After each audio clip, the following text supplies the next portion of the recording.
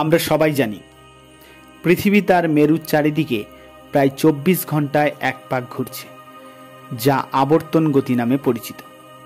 এই ঘূর্ণনের গতি সবচেয়ে বেশি লক্ষ্য করা যায় নিরক্ষীয় অঞ্চল বরাবর, যেখানে পৃথিবীর ঘূর্ণনের বেগ হয় 1670 কিলোমিটার প্রতি ঘন্টায়।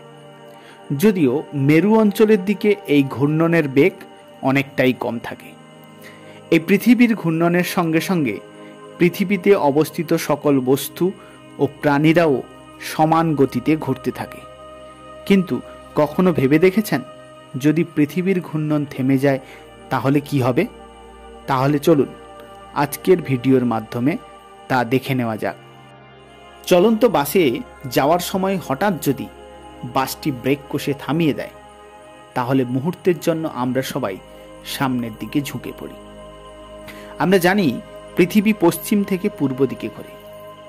পৃথিবীর গতি যদি হঠাৎ করে থেমে যায়, তাহলে সকল বস্তু পশ্চিম থেকে পূর্ব দিকে ছিটকে যাবে।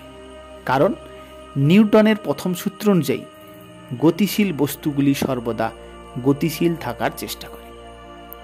দ্বিতীয়ত, যখন সকল বস্তু পূর্ব দিকে ছুটে যাবে, তেমনিভাবেও সমুদ্রের জলভাগও পূর্ব দিকে প্রবল গতিতে ছুটে যাবে, যার ফলে ভয়ঙ্কর জলোচ্ছ্বাস বা সুনামির সৃষ্টি হবে।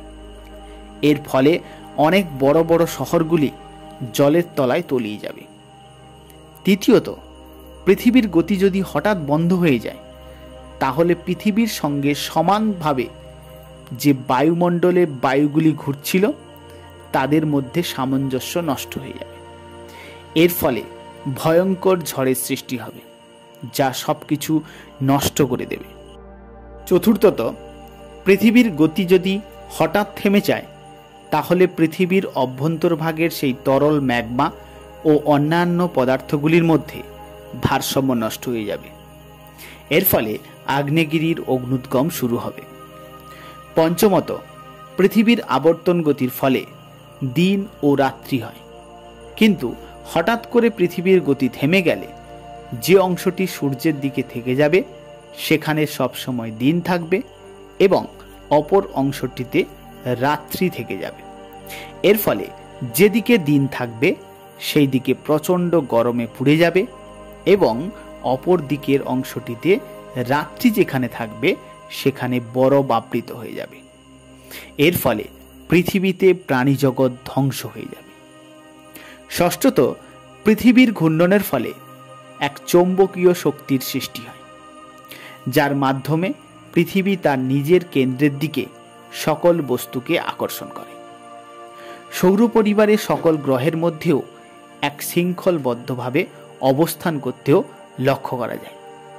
কিন্তু এই গতি যদি থেমে যায়, সেই চৌম্বকত্ব শক্তি নষ্ট হয়ে যাবে, যার ফলে পৃথিবী থেকে সকল বস্তুগুলি বাইরের দিকে ছিটকে যাবে। সত্যি কি পৃথিবীর গতি থেমে যাওয়া সম্ভব? এই প্রসঙ্গে নাসার গবেষণা অনুযায়ী জানা যায়, প্রত্যেক 100 বছরে একদিনে 2.3 মিলিসেকেন্ড আরও যুক্ত হচ্ছে। অর্থাৎ দিনের দৈর্ঘ্য আস্তে আস্তে বাড়ছে। তার মানে পৃথিবীর গতি ধীরে ধীরে কমছে। তাই কোটি কোটি বছর পরে হয়তো পৃথিবীর গতি থেমে যেতে পারে। আপনাদের কি মতামত? অবশ্যই কমেন্টের মাধ্যমে জানান।